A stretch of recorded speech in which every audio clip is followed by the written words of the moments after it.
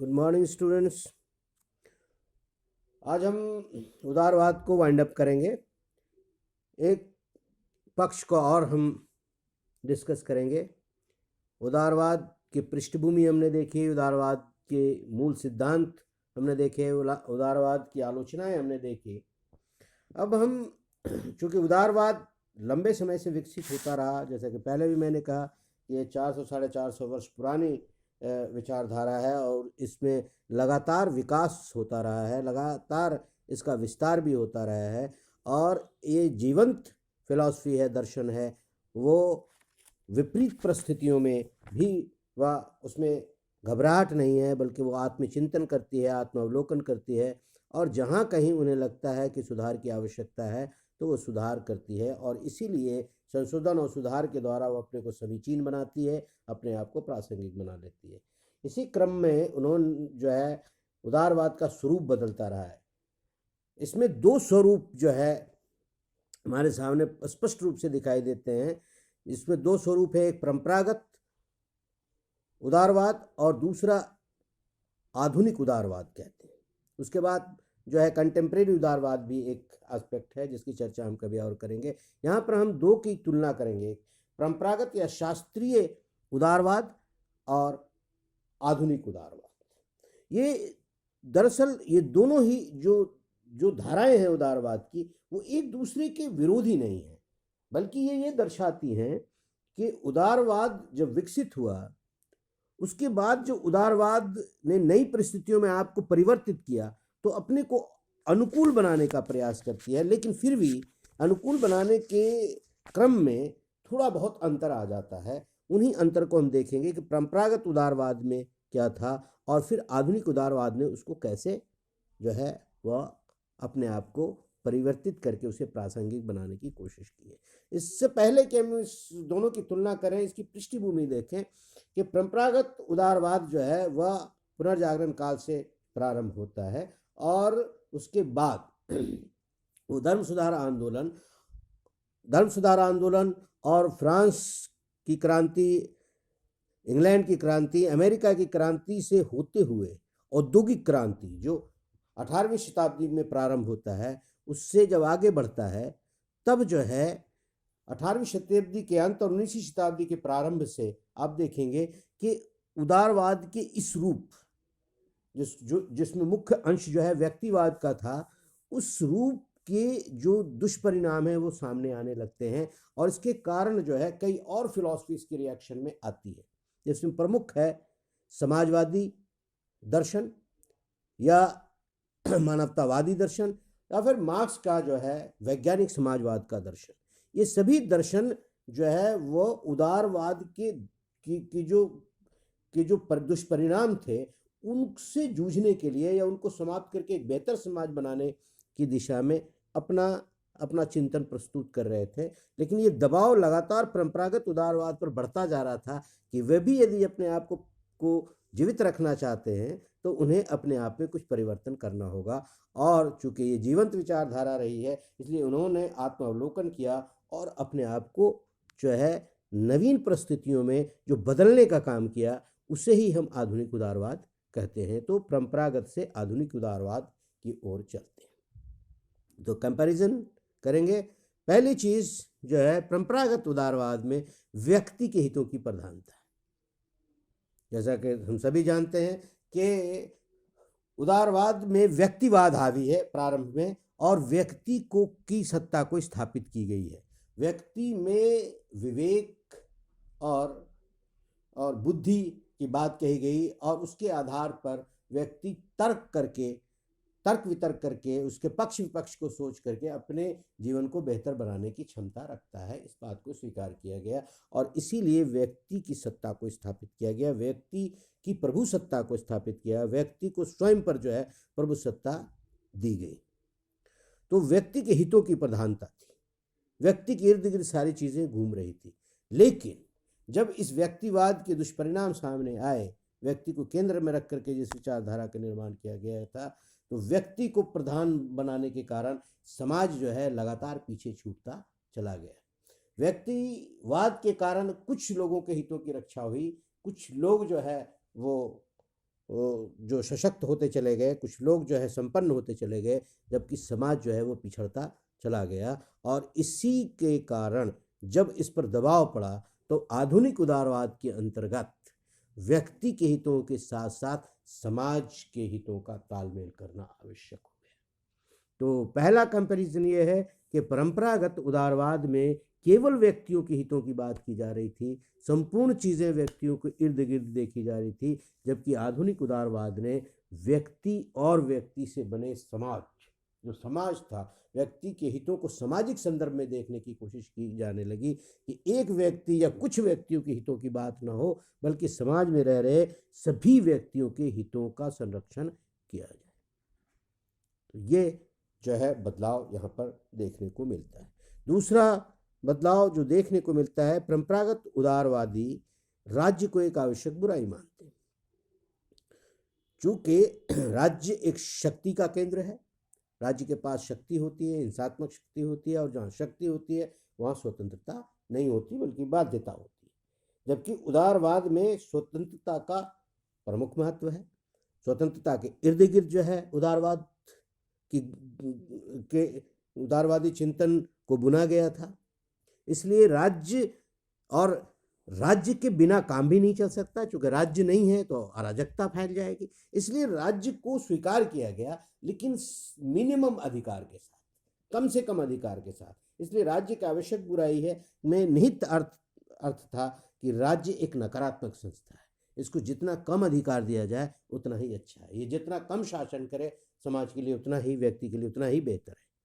लेकिन आधुनिक उदारवादियों ने इस कंसेप्ट ने व्यापक बदलाव किए और राज्य की इस अवधारणा को पूरी तरह से बदल दिया। और राज्य अब एक आवश्यक बुराई की जगह पर राज्य एक उपयोगी और आवश्यक संस्था बन गई। क्यों बन गई? चूंकि समाज के हितों की रक्षा करने का प्रश्न जो है वो प्रबल हो गया, वो सबसे बड़ा हो गया। क्योंकि यदि समाज के बड़े वर्ग के हितों की रक्षा नहीं की जा सकती थी, तो ये समाज के बड़े वर्ग सामूहिक रूप से पूरी व्यवस्था को बदलने में सक्षम थे, वो आंदोलित थे, और पूरे संसार में एक आंदोलन चल गया था कि व्यवस्था को बदला जाए। तो ऐसी अवस्था में उन समाज के उस बड़े वर्ग की स्थिति में सुधार की आवश्यकता थी, और सुधार में पूंजीपति जो है वो सक्षम नहीं थे। इसलिए ये दायित्व राज्य पर आया। राज्य को ये दायित्व दिया गया कि वह श्रमिकों, मजदूरों, किसानों के जीवन को बेहतर बनाने के लिए जो है उपयुक्त योजनाएं लाए, उसको क्रियान्वित करे, उनके अधिकारों का संरक्षण करे। और इस प्रकार से राज्य के स्वरूप में एक व्यापक परिवर्तन आया। जो अब तक राज्य को कम से कम कार्य दिया जाना था, उसमें राज्य को अधिक से अधिक दायित्व दिया जाने लगा। राज्य जहाँ नकारात्मक था वहाँ वो सकारात्मक राज्य के रूप में हमारे सामने आया। राज्य पर जो है अधिक से अधिक शक्तियाँ आ गई और वो व्यक्ति के जीवन में हस्तक्षेप करने के लिए सक्षम हो गया। तो यह एक बड़ा बदलाव जो है परंपरागत उदारवाद से आधुनिक उदारवाद की ओर आया था। तीसरा कंपैरिजन है लोकतंत्र उदारवाद। परंपरागत उदारवाद में लोकतंत्र को मात्र राजनीतिक रूप से संतोष करना पड़ा था। लोकतंत्र में केवल ये बात कही जा रही थी कि नागरिकों को संवैधानिक स्तर पर समानता है, सभी नागरिक समान हैं, और समानता के कारण राजनीतिक अधिकार समान रूप से वितरित किए गए थे। सभी को राजनीतिक अधिकार दिए जाने की वकालत की जा रही थी। राजनीतिक अधिकार में वो राजनीतिक प्रक्रिया में भागीदार बन सकता है, इलेक्शन लड़ सकता है, जीत सकता है, सरकार बना सकता है, सारी चीज़ें। लेकिन इसकी सीमा केवल राजनीतिक और वैधानिक थी। लेकिन परंपरागत से जब आधुनिक उदारवाद की ओर चलते हैं तो वैधानिक और राजनीतिक के साथ अब इसका विस्तार सामाजिक और आर्थिक रूप तक भी हो गया। इसका अर्थ क्या है कि लोकतंत्र अब केवल राजनीतिक लोकतंत्र नहीं रहा, वैधानिक लोकतंत्र नहीं रहा, बल्कि लोकतंत्र से ये अपेक्षा की जाने लगी कि वह सामाजिक बदलाव लाए। समाज में जो असमानता है, समाज में जो अत्याचार है, समाज में जो निहित हिंसा है, उसको दूर करके एक समतामूलक समाज बनाया जाए। एक ऐसा समाज बनाया जाए जिसमें लोगों को जन्म से या रंग से या किसी अन्य परंपरागत आधारों पर सुविधाएं न दी जाएं, बल्कि सुविधाओं का आधार लोगों की क्षमता हो, लोगों की प्राप्तियां हो, लोगों ने क्या किया है, उसके आधार पर समाज का निर्माण हो। समाज बिल्कुल एक पंथ निरपेक्ष समाज बने, धर्म निरपेक्ष समाज बने, जिसमें प्रत्येक व्यक्ति को दूसरे व्यक्ति के समान समझा जाए। किसी प्रकार की सुविधा जो मिलनी हो वह उनकी योग्यता के आधार पर मिले, और समाज में सहअस्तित्व की भावना बने, समाज में सद्भावना बने। और उसी प्रकार आर्थिक क्षेत्र में केवल आर्थिक अधिकार उद्योगपतियों तक सीमित न हो, आम लोगों को भी आर्थिक अधिकार मिले। आम लोगों का आर्थिक अधिकार से अभिप्राय क्या है कि आम लोगों को भी जीवन यापन के, जीविकोपार्जन के मिनिमम साधन तो उपलब्ध हो। उनको कल क्या मिलेगा, कहाँ से खाएंगे, इसकी चिंता नहीं हो। उनके काम के घंटे निश्चित हो, उनके लिए जो है उनके बच्चों के लिए शिक्षण की व्यवस्था हो, उसके परिवार के लिए स्वास्थ्य की व्यवस्था हो, उनको अवकाश दिया जाए, उनके लिए जो है एंटरटेनमेंट के साधन बनाया जाए। कहने का मतलब है मजदूरों को भी संपूर्ण मानवीय गरिमा के साथ जीने का अधिकार दिया जाए। ये एक बहुत महत्वपूर्ण उपलब्धि थी। इसीलिए लोकतंत्र का राजनीतिक स्वरूप तो उचित था, लेकिन पर्याप्त नहीं था। इसे संपूर्ण बनाने के लिए सामाजिक और आर्थिक लोकतंत्र को भी इसमें शामिल किया गया। ये बदलाव आधुनिक उदारवाद में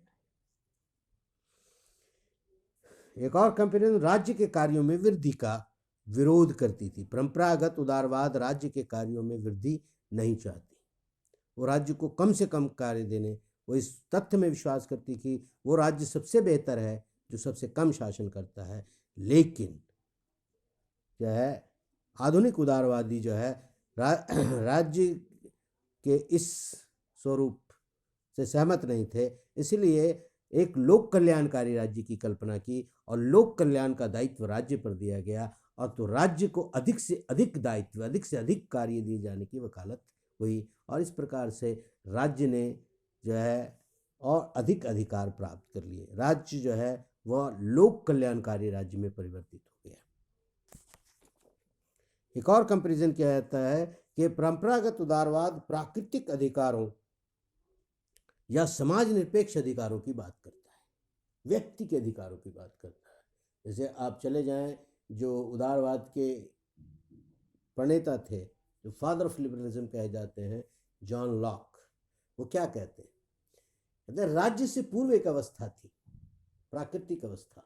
उस प्राकृतिक अवस्था में बुद्धि के आधार पर या प्रकृति के आधार पर लोगों को 3 प्रकार के अधिकार प्राप्त थे: जीवन का अधिकार, स्वतंत्रता का अधिकार और संपत्ति का अधिकार। ये अधिकार अनुल्लंघनीय है, क्योंकि ये व्यक्ति ने समाज से प्राप्त नहीं किए, राज्य से प्राप्त नहीं किए, बल्कि व्यक्ति के द्वारा प्राप्त किया है। ये प्राकृतिक अधिकार है, ये व्यक्ति होने के कारण वो अधिकार मिले, और ये व्यक्ति को ये अधिकार प्रकृति ने दिए हैं। तो इसलिए जो है इन अधिकारों का समाज से कोई लेना देना नहीं है। राज्य निरपेक्ष, समाज निरपेक्ष अधिकार है ये। रादर वो कहते हैं कि ये अधिकार समाज पर या राज्य पर एक बंधन है, अंकुश है। सभी समाज को इन अधिकारों को स्वीकार करना चाहिए, सभी राज्यों को इन अधिकारों के संरक्षण करने चाहिए, और यदि ऐसा नहीं है तो व्यक्ति को राज्य बदलने का भी अधिकार है। लेकिन आधुनिक उदारवादी इससे सहमत नहीं है। अधिकार का मतलब होता है समाज सापेक्ष अधिकार। एक व्यक्ति का अधिकार एक व्यक्ति का अधिकार दूसरे के लिए अधिकार वंचना बन जाए, एक व्यक्ति की स्वतंत्रता दूसरे के लिए परतंत्रता बन जाए, तो वैसे अधिकार को स्वीकार नहीं किया जा सकता।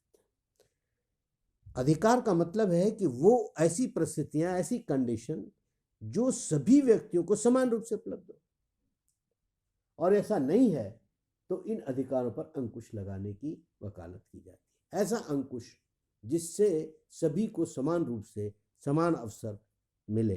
तो इस प्रकार से अधिकारों का कॉन्सेप्ट, अधिकारों की अवधारणा जो अब तक समाज निरपेक्ष थी, राज्य निरपेक्ष थी, उसको समाज सापेक्ष बनाने का काम किया गया आधुनिक उदारवादियों के द्वारा। एक और चीज जो है देखने को मिलती है, व्यक्ति की आर्थिक स्वतंत्रता पर सबसे अधिक बल दिया जाता है परंपरागत उदारवाद। परंपरागत उदारवाद में चूंकि उन लोगों के द्वारा विकसित किया गया जिन्होंने बहुत पूंजीवादी व्यवस्था से बहुत धन कमाया और वो आर्थिक रूप से एक सशक्त वर्ग के रूप में उभर करके आया, और जब उभर करके आया और राज्य में उसकी भागीदारी हुई तो इस बात की वकालत करता रहा कि लोगों के जो है आर्थिक अधिकार पर किसी प्रकार का अंकुश नहीं हो, और उन्होंने वकालत लैसे फेयर की अहस्तक्षेपवाद की नीति। आर्थिक क्षेत्र में किसी प्रकार का हस्तक्षेप राज्य का या किसी संस्था का होना ही नहीं चाहिए। व्यक्ति पूर्णतः स्वतंत्र होना चाहिए कि वो किस प्रकार के से अपने आर्थिक क्रियाकलापों का संचालित करेगा। लेकिन आधुनिक उदारवादी इसे सहमत नहीं थे। उन्होंने आर्थिक स्वतंत्रता और आर्थिक समानता के मध्य संतुलन स्थापित करने पर वकालत की। यदि सभी को समान आर्थिक अधिकार उपलब्ध कराने हैं तो आर्थिक स्वतंत्रता, निरपेक्ष आर्थिक स्वतंत्रता पर यदि कुछ अंकुश लगाने की आवश्यकता है तो वो उचित है, उसे उचित माना गया। इसलिए आर्थिक स्वतंत्रता जो है समानता के विरुद्ध नहीं होनी चाहिए, समाज के सापेक्ष होना चाहिए। समाज के सभी लोगों के लिए वो स्वतंत्रता समान रूप से उपलब्ध हो, ऐसी व्यवस्था करने की आवश्यकता पर बल दिया गया। और इसीलिए यदि कुछ लोगों की स्वतंत्रता पर अंकुश लगाने से यदि अन्य लोगों की स्वतंत्रता में वृद्धि होती है तो यह जो है कृत्य को स्वीकार कर लिया गया। इस पर जो है यूटिलिटेरियनिस्ट जो बेंथम है वो बहुत ही जोरदार वकालत करते हैं कि अधिकतम लोगों का अधिकतम सुख जो है वो राज्य की पॉलिसी या राज्य की नीति का आधार होना चाहिए, और इसी के आधार पर सारी नीतियां बननी चाहिए, नियम बनने चाहिए। तो इस प्रकार से आप देखेंगे कि कुछ लोगों की निरपेक्ष आर्थिक स्वतंत्रता या के बदले आर्थिक स्वतंत्रता और समानता के मध्य आधुनिक उदारवादियों ने संतुलन स्थापित करने का प्रयास किया। एक और कंपैरिजन का पॉइंट है, निजी संपत्ति का अधिकार अनुल्लंघनीय और अनियंत्रित है परंपरागत उदारवाद। निजी संपत्ति के अधिकार जो है वो कहाँ से मिले? लॉ कहता है कि ये प्राकृतिक अधिकार का हिस्सा है। जब प्रकृति प्रचुर मात्रा में उपलब्ध है और व्यक्ति अपने परिश्रम के माध्यम से प्रकृति से प्राप्त करता है तो वह उसका निजी संपत्ति बन जाती है, उस पर उसका स्वामित्व हो जाता है। और इसीलिए प्रकृति ने जो अधिकार दिए हैं उसमें किसी प्रकार का हस्तक्षेप नहीं होना चाहिए, किसी प्रकार से उसका उल्लंघन नहीं होना चाहिए, किसी प्रकार उसको नियंत्रित नहीं किया जा सकता। लेकिन आधुनिक उदारवादी ये बात को जानते थे कि निजी संपत्ति के अधिकार को सीमित किए बिना लोगों के अधिकारों में वृद्धि नहीं की जा सकती थी। इसीलिए यदि पूंजीवादी वर्ग के अधिकारों को सीमित नहीं किया जाएगा तब तक जो है जो मजदूर हैं उनके स्थिति में बदलाव नहीं आएगा।